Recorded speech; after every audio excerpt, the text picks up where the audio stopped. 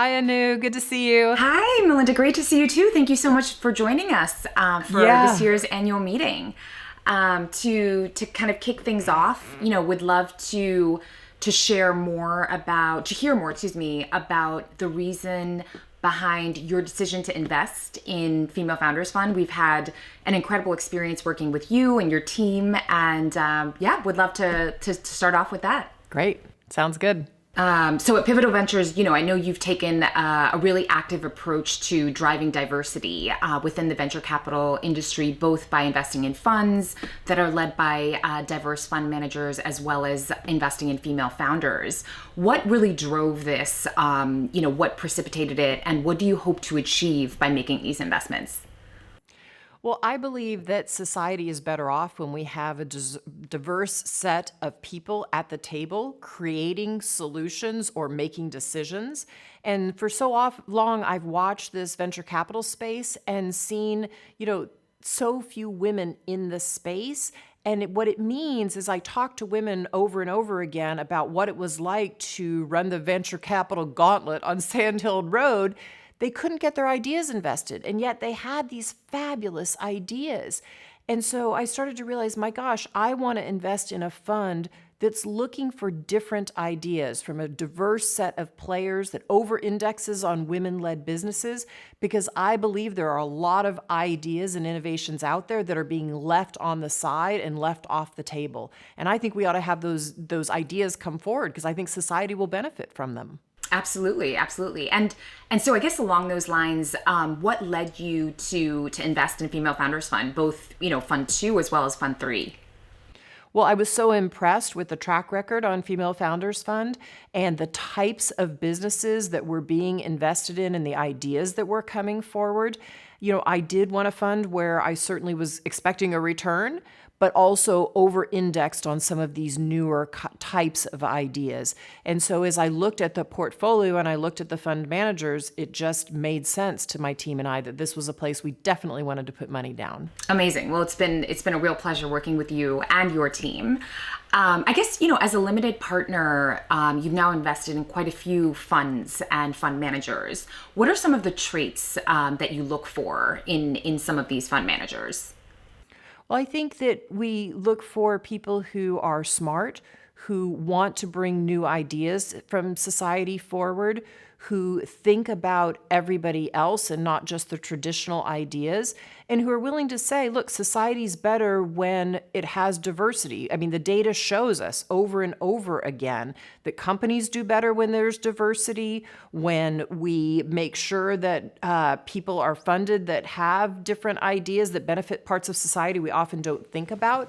And so I think a limited partner can play a role in saying, look, I expect my fund managers to be more diverse. I expect my fund managers to go out and look for different types of ideas from different people of different sectors of society. And so those are some of the things that we looked for. That's great. It's now been a few years since you started Pivotal Ventures, and I think you've taken a really unique and strong approach in terms of saying that, to your point, diversity is the path forward. What have been some of your most interesting learnings around investing in both diverse founders and diverse fund managers? Well, I think some of the most interesting learnings are ways that society might change because we invest in these different types of innovations. So I'll give you some examples. Some of the ones that are most interesting to me, quite honestly, are the ones in the caregiving space. Our economy is built on the backs of women's unpaid labor. And this caregiving space is ripe for opportunity. So matching, parents who need caregiving for their young children at the last minute or long term, or caregiving for the elderly with another population that can help serve the elderly. To me, those are really interesting opportunities. Women's health is another one. ULA Health is somebody that the fund found. Right now we know with COVID, there's always a shadow pandemic. We learned this from Ebola, that women won't go in for good obstetric care because they're afraid to go to the health system. And yet we don't really bolster midwives in the way that we should here in the United States. So ULA Health is pairing together obstetric care and good OBs with midwives. And to me, that is really exciting because then women will still get the health services they need and their babies will still be born safely. Another one I loved was Sawyer.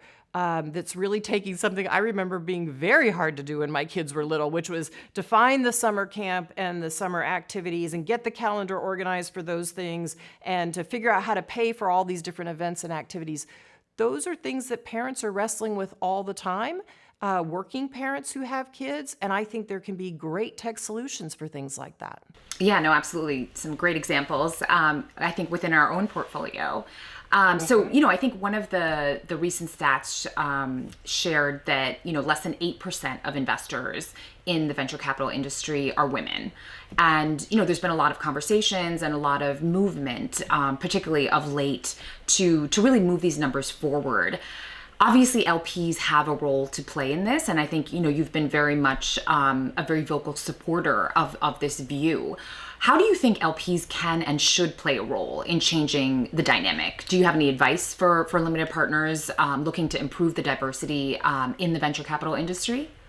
You bet. I think limited partners, they help shape this ecosystem going forward in the future. And so I think limited partners should speak up and should really demand that places that they're investing, that they look through those investments and say, okay, is a fund investing in a diverse set of players? When a fund invests in a company, is the company diverse at all layers and are they committed to it? If they're not now, do they have a goal and a target and are they being transparent about when they will get there? An LP doing that can actually change the entire ecosystem. And I'm afraid today, the LPs that do this speak about it, but it's considered, oh, that's so great. Isn't it great that, that LP's doing that? No. That should be the norm for this industry. So we should expect LPs to have that look through and do that. And I think that can be the future that brings this ecosystem forward so that it's healthier, quite honestly, for people who approach the venture capital industry. I think sometimes in the US we forget that the VC industry is what really helps capitalize businesses and move things forward and change society. And that's why I'm so interested in it, because you can't have these places where, okay, when somebody goes to get funded, less than 2% of businesses by women are funded, less than that of a woman of color. That just makes no sense. And so we've got to change this ecosystem. And it does. It comes down to the LPs really demanding different things, and it comes down to then funds being created that pull forward these ideas. Have you seen, since you've started Pivotal Ventures, any movement forward in the LP industry to kind of at least address and think about, systemic ways in which we can make change? Yeah, I think there's much more of a conversation going on behind the scenes on that. It takes a few people stepping out and doing the right thing, and we've now seen that, which makes me encouraged that you'll see more of it. It always takes, somebody to take what I call the tip of the arrow and say, this is what's right for society and to lead. So that makes me much more encouraged in this space. And I'll say, separate even from the LPs, when I think about just the ecosystem of venture capital, I also think we need to go to other places. So, Chicago, Austin, there's a good ecosystem already pretty much in Boston, but places where we can have these innovation hubs so that if a person of color comes in or a female-led business, that we both help incubate her idea and help her with her business plan, but then connect her to funding. Like that should just be built in those places instead of trying to run it all through Silicon Valley or Boston or New York. I think we need more places to do that. And I think once we start doing that again, I think you'll get ideas coming out of Chicago that you might not come out of the West Coast or come from New York, right? And same thing with Austin or another place that you might want to go in the country. And so I think we need to build up some of these other hubs in the U.S. as well. Yeah, no, absolutely. And we're seeing that ourselves as well. More deal flow coming from some of these tier 2 cities, and it's, real talent. So I think it's really exciting. Before we end today's session, any final words on, your experience investing in female fund managers and in particular Female Founders Fund? Yeah, I would just say, it's really inspiring to invest with other people who are like-minded. It makes a big difference versus, you put your money in a fund and you kind of step away from it. To know that you have like-minded partners. I think back on the time that I was in computer science in school, and then I look forward and I say, what would I be proud? Let's say I had had the money to invest in my 30s in a business. It's one of the ones you all invested in early, Tala. I run into the work that Tala has done when I travel in places like Kenya and the Philippines and others. There are men and women-led businesses in the developing world now that without Tala would never have gotten funding. And it's because of the unique idea that came there that Shivani had to say, okay, let's go look and figure out how to help people with their credit rating and do a look through on could they afford to do a loan and are they organized enough? She was able with machine learning to look at different metrics.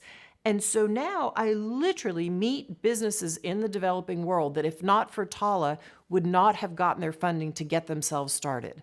And when you see it playing out in people's lives in that way and the good they're doing in their community or the funds that they're raising and maybe now helping somebody else, you go, wow, that was a really good idea. And so I'm proud of Female Founders Fund for finding Tala and making sure that idea got funded. Well, thank you so much, Melinda. It's been such a pleasure having you, and really appreciate your time, your support, and we'll see you soon. Great. Thanks for having me, Anu. Good luck to you all.